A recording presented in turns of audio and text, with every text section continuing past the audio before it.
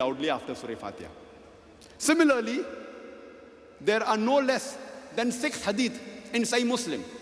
If you read Sahih Muslim, volume number 1, in the book of Salah, chapter number 116, hadith number 811 to 816, there are no less than 6 hadith in Sahih Muslim which says you should say Ameen loudly.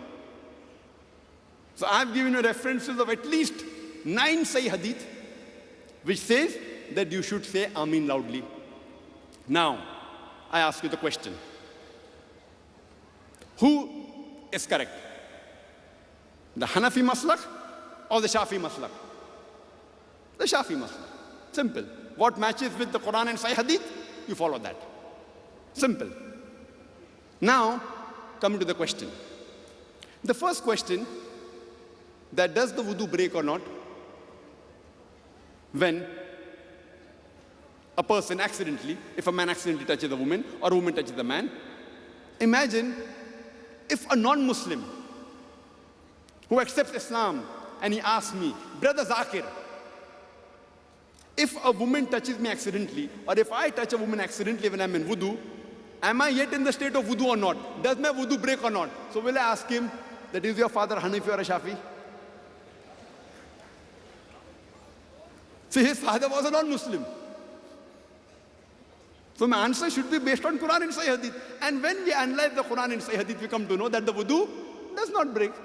So irrespective whether you come from any background, unless someone comes and tells me, see Brother Zakir, you know that the Hanafis have got some oil in their skin and the Shafi don't have oil, therefore the Hanafi, the wudu doesn't break and the Shafi breaks. If someone gives me some scientific reason, then maybe I'll have to think over it. But there's no such thing, that the skin of the Hanafi is different and the skin of the Shafi is different. You have to go back to Allah and His Rasul.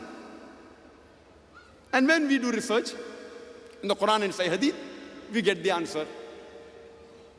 Again, somebody may ask me, in the second question, that saying Ameen loudly, Imam Shafi is correct, and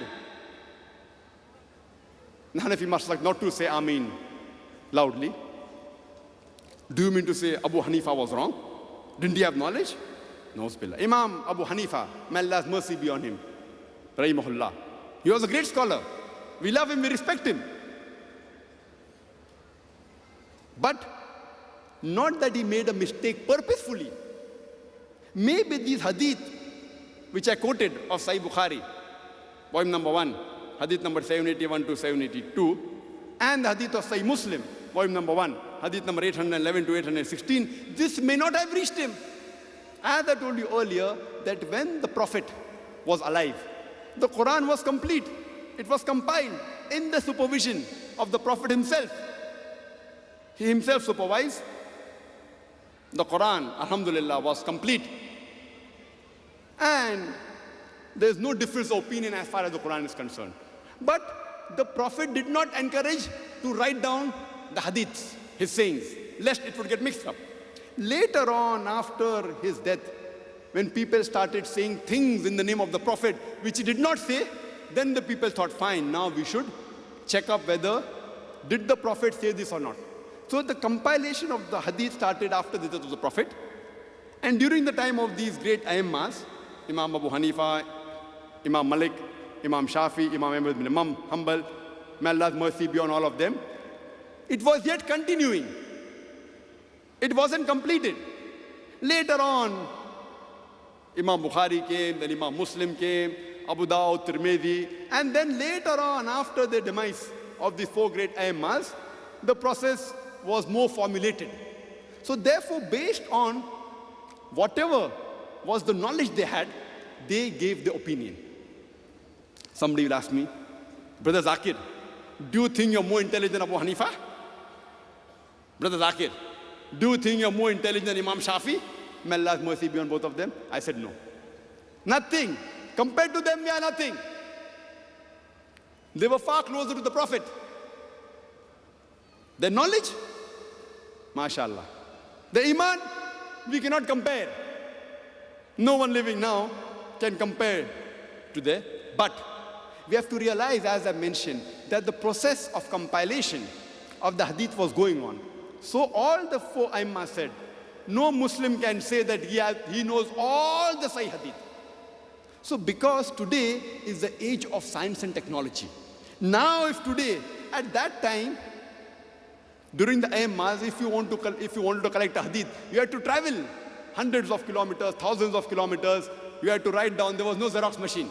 Today, Xerox is there, fax is there, email is there. From this end of the world to America, you can fax. You can send my email. Within seconds, it reaches there. That time, science and technology had not advanced. Today, if you want all the Sahih Hadith, you can have on a disk. The complete Bukhari you can have on a disk. Bukhari, Muslim, in IRF, 1 million Hadith on one disk. Classified, Sahih, Zaif, Mawdu. So today, because of science and technology advanced, the access for us to the Hadith is much more easier as compared to these great scholars. For example,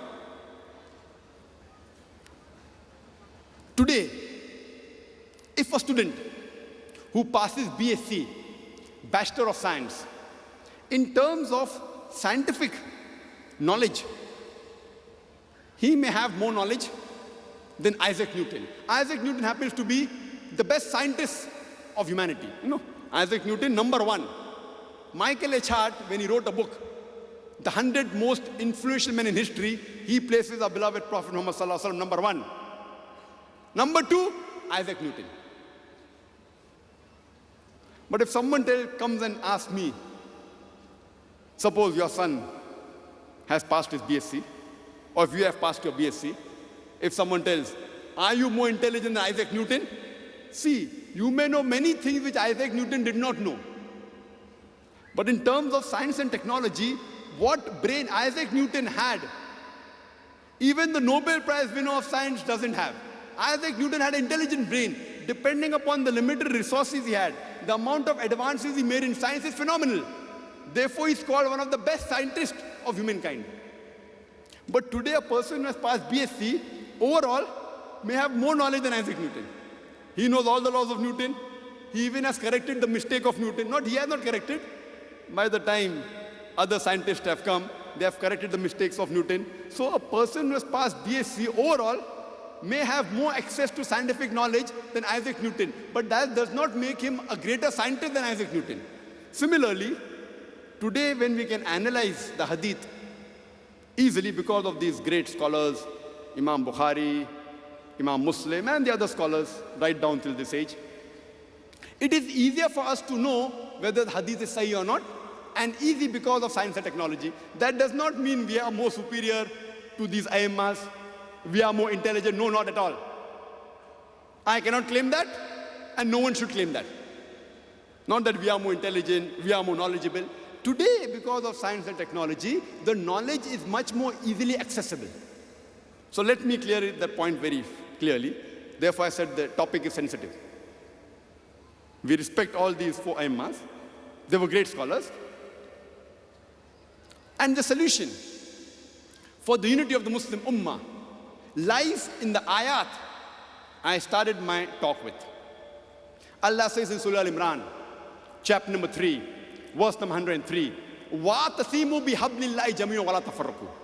Hold to the rope of Allah strongly and be not divided. Which is the rope of Allah? The rope of Allah is the glorious Quran. Allah says, hold strongly to the rope of Allah and be not divided. وَاتَصِيمُوا بِحَبْلِ اللَّهِ جَمِيعًا وَلَا تَفَرَّقُوا. Hold together strongly to the rope of Allah and be not divided. Be together and be not divided. Double emphasis. Double emphasis. And the Quran says in several places, Atiullah wa Atiur Rasul. Obey Allah and obey the Messenger.